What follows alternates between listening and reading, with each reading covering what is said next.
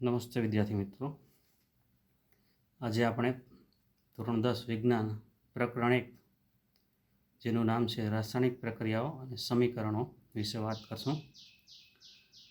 તો સૌપ્રથમ પ્રશ્ન થાય કે રાસાયણિક પ્રક્રિયા એટલે શું? તો રાસાયણિક પ્રક્રિયા એટલે એવી પ્રક્રિયા જેમાં રાસાયણિક ફેરફાર થતો હોય. આવી કેટલીક રાસાયણિક પ્રક્રિયાઓ છે આપણા રોજિંદા જીવનમાં જોવા મળતી હોય છે. તો એવી રોજિંદા જીવનમાં જોવા મળતી રાસાયણિક પ્રક્રિયા વિશે આપણે વાત કરીએ તો સૌપ્રથમ ઉનાળામાં ઓરડાના તાપમાને રાખેલું દૂધ જલ્દી બગડી જાય છે. અત્યારે ઉનાળો છે, ચાલુ જ છે, ગરમી વધુ પડે તો દૂધ છે બગડી જાય છે અને એના માટે આપણે ફ્રીજમાં રાખવું પડે છે. દૂધમાંથી દહીં બનવાની પ્રક્રિયા પણ રાસાયણિક પ્રક્રિયા છે. બીજું છે લોખંડની વસ્તુઓને ભેજ કે ભેજવાળી હવામાં મૂકતા કાટ લાગે છે. જો સાયકલ આપણે બહાર રાખીએ અને વરસાદમાં પલળે તો તેને કાટ લાગતો હોય છે. ચેનને કાટ લાગવાથી આપણે સાયકલ ચલાવવામાં મુશ્કેલી પડે છે અને ઓઇલિંગ કરવું પડે છે, બરાબર ને? લોખંડનો મુખ્ય દરવાજો હોય અને વારંવાર એને ભેજ કે પાણીનો સ્પર્શ થતો હોય તો એ કટાઈ જાય છે, એ પણ આપણે જોયું છે. દ્રાક્ષનું આથવણ થવું, દ્રાક્ષમાંથી જે આલ્કોહોલ બને છે આથવણની પ્રક્રિયા દ્વારા, તો એ પણ રાસાયણિક પ્રક્રિયા છે. ખોરાકનું રંધાવું, કાચી સામગ્રીમાંથી ખોરાક તૈયાર થાય ત્યારે પણ એમાં ઘણો ફેરફાર આપણને જોવા મળે છે. શરીરમાં ખોરાકનું પાચન થવું, આપણે ખોરાક લઈએ છીએ અને તેનું સાદા સરળ પચી શકે તેવા પદાર્થોમાં રૂપાંતર આપણા પાચન તંત્રમાં થાય છે, તો એ પણ રાસાયણિક પ્રક્રિયા છે. શ્વાસોશ્વાસ દરમિયાન થતી ક્રિયા, જે ખોરાકનું પાચન થઈ અને કોષોમાં એનું ઓક્સિજનની હાજરીમાં દહન થાય અને એમાંથી ઉર્જા મળે છે, તો એ પણ એક પ્રકારની રાસાયણિક પ્રક્રિયા છે. તો આ રીતે અહીંયા આપણે 6 ઉદાહરણ જોયા જે આપણા રોજિંદા જીવનમાં જોવા મળતી રાસાયણિક પ્રક્રિયાના ઉદાહરણ છે. હવે આપણે કેટલીક પ્રક્રિયા એવી છે કે જે પ્રયોગશાળામાં કરી શકાય એવી પ્રવૃત્તિ નંબર 1, મેગ્નેશિયમની પટ્ટીનું હવામાં દહન કરવું. આ પ્રવૃત્તિ માટે આપણને જરૂરી સાધનો અને પદાર્થો છે બર્નર, ચીપિયો, વોચ ગ્લાસ અને મેગ્નેશિયમની પટ્ટી. અહીંયા તમે આકૃતિમાં જુઓ તો આ બર્નર છે. આપણે જે રસોઈમાં વપરાતો જે ગેસનો ચૂલો છે એના બર્નર કરતાં થોડું અલગ હોય છે. અહીં મેગ્નેશિયમની પટ્ટી છે, એને માટે ચીપિયો અને વોચ ગ્લાસ. મેગ્નેશિયમની લગભગ 2 સેન્ટીમીટર લાંબી પટ્ટી લઈ અને તેને કાચ પછી ઘસીને શુદ્ધ કરવામાં આવે છે. મેગ્નેશિયમ ધાતુ છે એ સક્રિય ધાતુ હોવાથી હવામાં રાખતા તે ઓક્સિજનનું પડ બનાવે છે, એટલે મેગ્નેશિયમ ઓક્સાઇડ બનાવે છે. જે મેગ્નેશિયમ ઓક્સાઇડ છે એ દહન પ્રક્રિયાને ધીમી કરે છે, નિષ્ક્રિય કરે છે, એટલા માટે તેને કાચ પેપરથી ઘસીને શુદ્ધ કરવામાં આવે છે. તેને ચીપિયાની મદદથી બર્નરની જ્યોતમાં આ રીતે રાખીએ અને ગરમ કરવામાં આવે તો ગરમ કરતાં મેગ્નેશિયમની પટ્ટીની જ્યોત, જગારામાંથી જ્યોત છે એનાથી સળગે છે, એકદમ તેજસ્વી જ્યોત ઉત્પન્ન થશે અને દહન પ્રક્રિયાને અંતે મેગ્નેશિયમની પટ્ટીની સફેદ રાખ છે ઉત્પન્ન થશે, જેને વોચ ગ્લાસમાં એકઠી કરવામાં આવે છે. રસાયણ વિજ્ઞાનનો જે પ્રયોગ છે આ મેગ્નેશિયમ પટ્ટીનું દહન, એ પ્રયોગશાળામાં પ્રયોગ કરતાં સાવચેતી રાખવી પડે. આંખોના ચશ્માનો પણ ઉપયોગ કરવો પડે, એટલે ક્યારે પણ શિક્ષકની ગેરહાજરીમાં આ પ્રવૃત્તિ કરાય નહીં.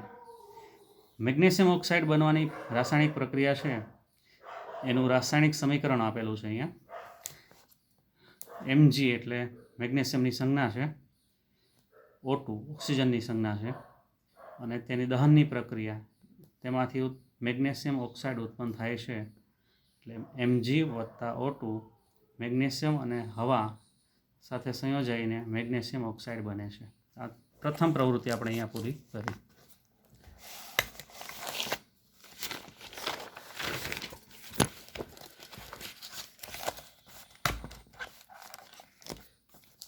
પ્રવૃત્તિ નંબર 2, બીજો પ્રયોગ આપણે જોશું અહીંયા. લેડ નાઇટ્રેટ PbNO3 એનું અણુસૂત્ર છે અને પોટેશિયમ આયોડાઇડ KI વચ્ચે થતી રાસાયણિક પ્રક્રિયા આપણે સમજશું.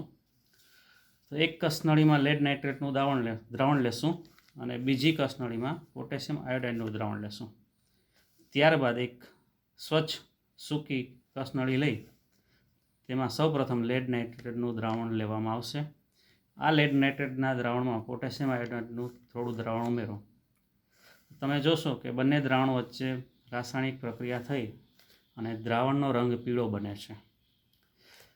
આ પીળો રંગ છે જે લેડ કસનળીમાં રહેલા PbI2 એટલે કે લેડ આયોડાઇડ છે તેને લીધે હોય છે.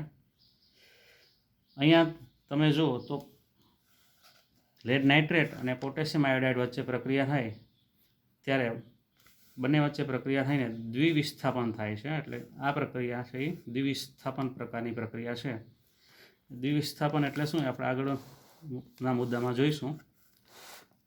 આ રાસાયણિક પ્રક્રિયાનું સમીકરણની વાત કરીએ તો PbNO3 લેડ નાઇટ્રાઇટ વત્તા પોટેશિયમ આયોડાઇડ એમાંથી બને છે લેડ આયોડાઇડ અને પોટેશિયમ નાઇટ્રેટ. અહીંયા પ્રક્રિયાના અંતે આપણને PbI2નો પીળો રંગ મળે છે જે દર્શાવે છે કે રાસાયણિક પ્રક્રિયાને અંતે રંગ પરિવર્તન પણ થાય છે. તો બીજી પ્રવૃત્તિની વાત કરી. એવી જ રીતે પ્રવૃત્તિ નંબર 3 ઝીંક જેને જસત પણ કહે છે જેની સંજ્ઞા છે Zn. ઝીંક ધાતુ અને મંદ હાઇડ્રોક્લોરિક એસિડ HCl વચ્ચે થતી રાસાયણિક પ્રક્રિયાને સમજીએ. તો આ પ્રક્રિયામાં કાચનો છે કોનિકલ ફ્લાસ્ક લેવામાં આવશે. બૂચ અને બૂચમાંથી પસાર થતી કાચની નળી. કોનિકલ ફ્લાસ્કમાં સૌપ્રથમ તો ઝીંક ધાતુના ટુકડા લેવામાં આવશે. ત્યારબાદ તેમાં મંદ હાઇડ્રોક્લોરિક એસિડને ઉમેરવામાં આવશે. બૂચથી એને બંધ કરી દો. ઝીંક અને હાઇડ્રોક્લોરિક એસિડ વચ્ચે રાસાયણિક પ્રક્રિયા થશે અને હાઇડ્રોજન વાયુ છે ઉત્પન્ન થશે. આ પ્રક્રિયામાં હાઇડ્રોજન વાયુના પરપોટા ઉત્પન્ન થયેલા આપણને જોવા મળશે જે ઉપરની તરફ ગતિ કરશે અને નળી મારફતે બહાર નીકળે છે. તમે આ પ્રક્રિયા દરમિયાન કોનિકલ ફ્લાસ્કને સ્પર્શ કરશો તો એ ગરમ લાગશે. તેના પરથી કહી શકાય કે રાસાયણિક પ્રક્રિયા દરમિયાન ઉષ્મા ઉત્પન્ન થાય છે. એટલે જે પ્રક્રિયામાં ઉષ્મા ઉત્પન્ન થતી હોય એને ઉષ્માક્ષેપક પ્રક્રિયા કહેવામાં આવે છે. એટલા માટે આપણને કોનિકલ ફ્લાસ્ક છે એની સપાટી છે એ ગરમ લાગશે. રાસાયણિક પ્રક્રિયાનું સમીકરણની વાત કરીએ તો ઝીંક છે વત્તા HCl એમાંથી બનશે ઝીંક ક્લોરાઇડ ZnCl2 વત્તા હાઇડ્રોજન વાયુ ઉત્પન્ન થાય છે. તો આ 3 પ્રક્રિયા આપણે પૂરી કરી. પ્રવૃત્તિ 1, પ્રવૃત્તિ 2 અને પ્રવૃત્તિ 3. આ 3 પ્રવૃત્તિ દરમિયાન આપણે જોયું કે રાસાયણિક પ્રક્રિયામાં કેવા કેવા ફેરફાર થાય છે. તો રાસાયણિક પ્રક્રિયા દરમિયાન થતા ફેરફારોની વાત કરીએ તો 4 પ્રકારના ફેરફાર આપણે જોવા મળે છે. પદાર્થની ભૌતિક અવસ્થા બદલાય છે. ઘણીવાર કેટલીક રાસાયણિક પ્રક્રિયામાં પદાર્થ છે ઘનમાંથી પ્રવાહીમાં ફેરવાય છે. પ્રવાહી હોય તો વાયુમાં ફેરવાય છે. દૂધ છે એમાંથી દહીં બને છે તો દૂધ પ્રવાહી સ્વરૂપનું છે અને દહીં છે એ ઘન સ્વરૂપમાં ફેરવાય છે. બીજું છે પદાર્થના રંગમાં પરિવર્તન જોવા મળે છે. આપણે જોયું છે લોખંડ છે ને કાટ લાગે ત્યારે તેનો રંગ ફરી જાય છે, બદલાઈ જાય છે. બીજી પ્રવૃત્તિમાં આપણે જોયું તો પોટેશિયમ આયોડાઇડ અને લેડ નાઇટ્રેટ વચ્ચે પ્રક્રિયા કરવાથી પીળા રંગના પોટેશિયમ આયોડાઇડના દ્રાવણ મળે છે એટલે રંગ પરિવર્તન છે. ત્રીજું છે પ્રક્રિયા દરમિયાન અમુક વાયુઓ ઉત્પન્ન થાય છે. પ્રવૃત્તિ નંબર 3માં આપણે જોયું હાઇડ્રોજન વાયુ છે ઉત્પન્ન થાય છે. ચોથું છે પ્રક્રિયા દરમિયાન તાપમાનમાં ફેરફાર થાય છે.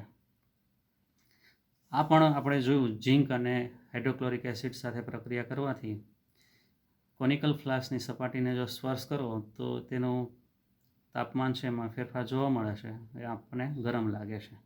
તો આમ રાસાયણિક પ્રક્રિયા દરમિયાન થતા ફેરફારો છે, આ 4 પ્રકારના ફેરફારો આપણે જોયા.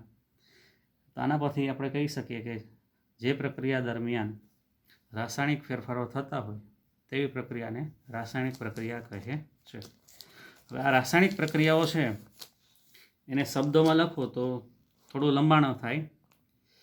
મેગ્નેશિયમની પટ્ટીનું ઓક્સિજનની હાજરીમાં દહન કરતાં મેગ્નેશિયમ ઓક્સાઇડ બને છે. એ શબ્દમાં લખીએ એના બદલે જો એને સમીકરણ સ્વરૂપે દર્શાવીએ તો સરળતા રહે. તો રાસાયણિક સમીકરણ એટલે શું? રાસાયણિક સમીકરણ કોને કહેશું આપણે? તો કે સંજ્ઞા અને સૂત્રો વાપરીને રાસાયણિક પ્રક્રિયાને ટૂંકમાં દર્શાવવાના સાંકેતિક સ્વરૂપને રાસાયણિક સમીકરણ કહે છે. તો અહીં આપણે સંજ્ઞા અને સૂત્રનો ઉપયોગ કરીએ છીએ. મેગ્નેશિયમની પટ્ટીનું દહન કરીએ તો તેમાં મેગ્નેશિયમ ધાતુ વપરાય છે, એની સંજ્ઞા છે Mg. હવાની હાજરીમાં તેનું દહન થાય છે, તો હવા એટલે ઓક્સિજન, અને ઓક્સિજનની સંજ્ઞા છે O. તેમાંથી નિપજ બને છે મેગ્નેશિયમ ઓક્સાઇડ. તો મેગ્નેશિયમ ઓક્સાઇડનું સૂત્ર છે MgO.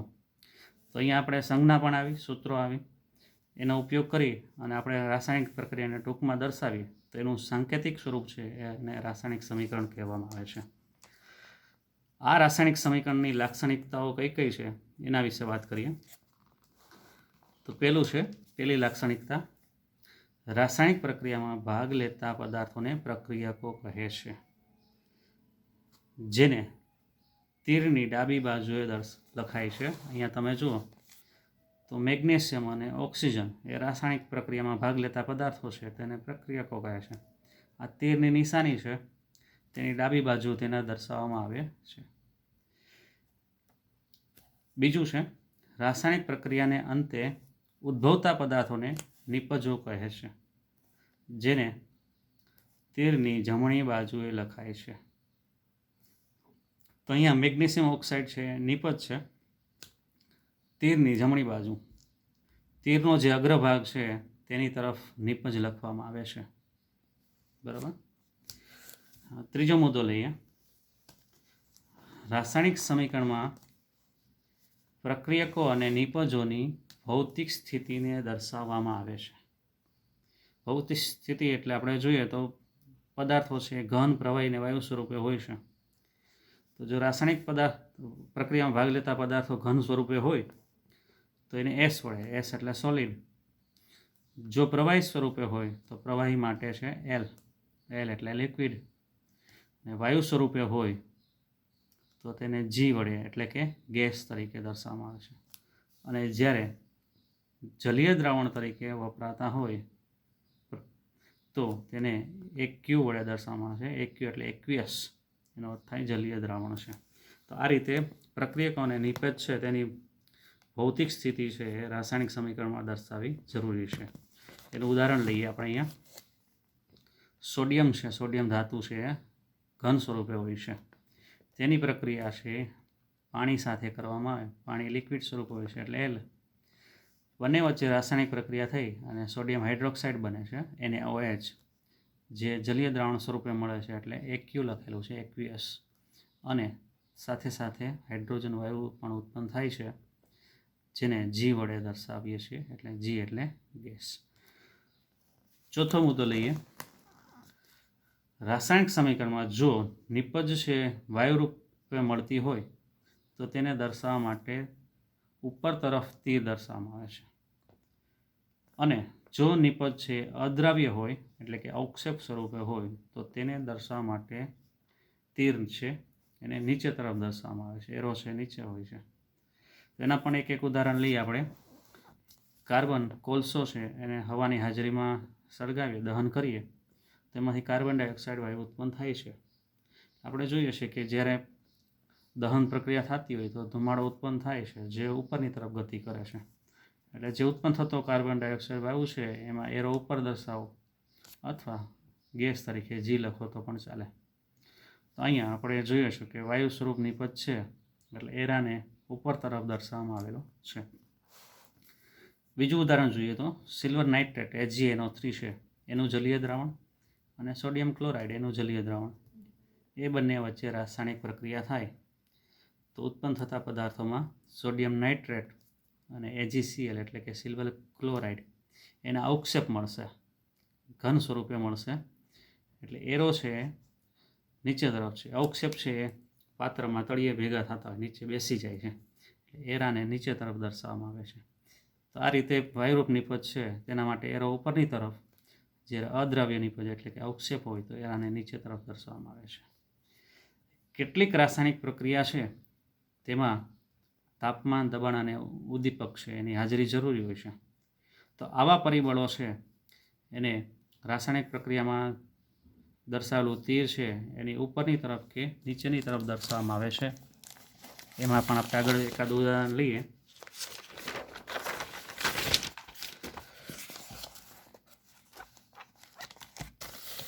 તો આપણે એક ઉદાહરણ અહીંયા લઈએ. નાઇટ્રોજન અને હાઇડ્રોજન બંને વચ્ચે પ્રક્રિયા થાય તો એ સામાન્ય પરિસ્થિતિમાં નહીં, પરંતુ તાપમાન, દબાણ અને ઉદ્દીપકની હાજરી જરૂરી છે તેમાં. તો અહીંયા તમે જુઓ તો 773 કેલ્વિન તાપમાન છે, આયન છે, લોખંડ છે એ ઉદ્દીપક તરીકે લેવામાં આવે છે, અને વાતાવરણનું દબાણ છે 200 થી 300 વાતાવરણનું દબાણ રાખવામાં આવે છે, અને પ્રક્રિયાના અંતે એમોનિયા વાયુ ઉત્પન્ન થાય છે. તો અહીંયા આપણે જોયું તો તાપમાન છે, દબાણ છે કે ઉદ્દીપક છે એને તેરની ઉપર અથવા નીચેની તરફ દર્શાવવામાં આવે છે. પછીનો મુદ્દો લઈએ, છઠ્ઠી લાક્ષણિકતા. દ્રવ્ય સંચયના નિયમ મુજબ રાસાયણિક સમીકરણને સમતુલિત સ્વરૂપમાં લખવામાં આવે છે. રાસાયણિક સમીકરણનું સંતુલન જરૂરી છે. પ્રક્રિયકો અને નિપજોમાં રહેલા તત્વોના પરમાણુ છે એની સંખ્યા બંને બાજુ સમાન થવી જોઈએ, તો એ સંતુલિત સમીકરણ કહેવાય. જેટલા પરમાણુ છે પ્રક્રિયકમાં હોય એટલા જ પરમાણુ છે એની સંખ્યા છે નિપજમાં પણ હોવી જોઈએ. તો અહીંયા આપણે જોઈએ પોટેશિયમ છે, ક્લોરિન છે અને ઓક્સિજન છે, બંને બાજુ પ્રક્રિયક અને નિપજમાં તેની સંખ્યા સમાન છે કે નહીં આપણે જોઈએ. તો ક્લોરિન, પોટેશિયમ એટલે કે એની સંખ્યા 2 છે પરમાણુની, અહીંયા પણ પોટેશિયમ છે તેની 2 સંખ્યા છે. ક્લોરિન છે તેની સંખ્યા પણ, તેના પરમાણુની સંખ્યા પણ 2 છે, તો 2 ક્લોરિનના પરમાણુ છે. ઓક્સિજન પરમાણુ છે અહીંયા 3 લખેલા છે અને અહીંયા આગળ 2 છે, એટલે 2 તેરીને 6 પરમાણુ ઓક્સિજનના છે, 3 અને અહીંયા 2, 3 દુ 6. તો બંને બાજુ છે પ્રક્રિયકોમાં અને નિપજોમાં ડાબી અને જમણી બાજુ બંને તરફ સંખ્યા છે સમાન છે. આ રીતે સમીકરણને સંતુલિત સ્વરૂપમાં લખવું જોઈએ. જો સમીકરણ છે એ સંતુલિત ન હોય તો તેવા સમીકરણને અસમતુલિત રાસાયણિક સમીકરણ કહે છે. અસમતુલિત રાસાયણિક સમીકરણ એટલે શું? જે રાસાયણિક સમીકરણમાં દરેક તત્વના પરમાણુની સંખ્યા સમાન ન હોય તેવા રાસાયણિક સમીકરણને અસમતુલિત રાસાયણિક સમીકરણ કહે છે. આપણે મેગ્નેશિયમ પટ્ટીનું દહનની વાત કરી તો એમાં પ્રક્રિયકોમાં Mg અને O2 મેગ્નેશિયમ અને ઓક્સિજન વચ્ચે પ્રક્રિયા થાય અને મેગ્નેશિયમ ઓક્સાઇડ બને છે. તો અહીંયા તમે જુઓ તો આ સમીકરણ છે અસમતુલિત રાસાયણિક સમીકરણ છે. પ્રક્રિયકોમાં Mg એનો એક પરમાણુ છે, નિપજમાં Mg છે એનો એક પરમાણુ છે. પ્રક્રિયકમાં ઓક્સિજનના 2 પરમાણુ છે, જ્યારે નિપજમાં 1 પરમાણુ છે. તો બંને બાજુ પરમાણુની સંખ્યા સમાન થતી નથી, એટલે આવું સમીકરણ હોય તેને અસમતુલિત સમીકરણ કહે છે. એટલે આપેલ સમીકરણમાં બંને બાજુ દ્રવ્યમાન અને પરમાણુની સંખ્યા સમાન ન હોવાથી આવા અસમતુલિત સમીકરણને મેગ્નેશિયમના દહનનું માળખાકીય રાસાયણિક સમીકરણ, માળખાકીય એટલે કંકાલ રાસાયણિક સમીકરણ કહે છે. તો અસમતુલિત સમીકરણને બદલે આપણે સમીકરણને સંતુલિત કરવું જરૂરી છે. શા માટે સંતુલિત સમીકરણ કરવું જોઈએ એનું મહત્ત્વ જોઈએ આપણે. સંતુલિત રાસાયણિક સમીકરણનું મહત્ત્વ. પહેલો મુદ્દો જોઈએ, સંતુલિત રાસાયણિક સમીકરણની મદદથી આપણને પ્રક્રિયકો અને નિપજોના મોલ જાણી શકાય છે. મોલ વિશે તમે ધોરણ 9માં ભણી ગયા છો. 1 મોલ એટલે 6.022 10 ની 23 ઘાત એટલે 1 મોલ થાય. આપણે એવોગેડ્રો ને તમે 9મા ધોરણમાં ભણી ગયા છો. એટલા માટે સમીકરણની મદદથી આપણે પ્રક્રિયકો અને નિપજોની મોલ જાણી શકીએ છીએ. બીજું છે પ્રક્રિયકોનો કેટલો જથ્થો પ્રક્રિયામાં વપરાય છે અને કેટલો નિપજનો જથ્થો ઉત્પન્ન થાય છે એ પણ આપણે જાણી શકીએ છીએ. ત્રીજું પ્રક્રિયકોની અને નિપજોની ભૌતિક સ્થિતિ પણ જાણી શકીએ છીએ. રાસાયણિક સમીકરણને સંતુલિત કરવાની જરૂરિયાત શું છે? શા માટે એને સંતુલિત કરવું જોઈએ? ફરીથી તેમાં પ્રક્રિયકો અને નિપજોના પરમાણુની સંખ્યા સમાન હોવી જોઈએ. દળ સંચયના નિયમ મુજબ દ્રવ્ય એટલે કે દળનું સર્જન કે વિનાશ થઈ શકતો નથી. એક સ્વરૂપમાંથી બીજા સ્વરૂપમાં રૂપાંતર થાય છે, પણ આપણે તેનું સર્જન ન કરી શકીએ કે તેનો વિનાશ નથી થઈ શકતો. તેથી પ્રક્રિયક અને નિપજનું દળ સમાન રહે છે બંને બાજુ. પરિણામે દરેક તત્વના પરમાણુની સંખ્યા બંને બાજુ સમાન હોવી જોઈએ. આ માટે રાસાયણિક સમીકરણને સંતુલિત કરવાની જરૂરિયાત હોય છે. તો આજના લેક્ચર માટે આટલું જ. ફરી મળીશું. Thank you.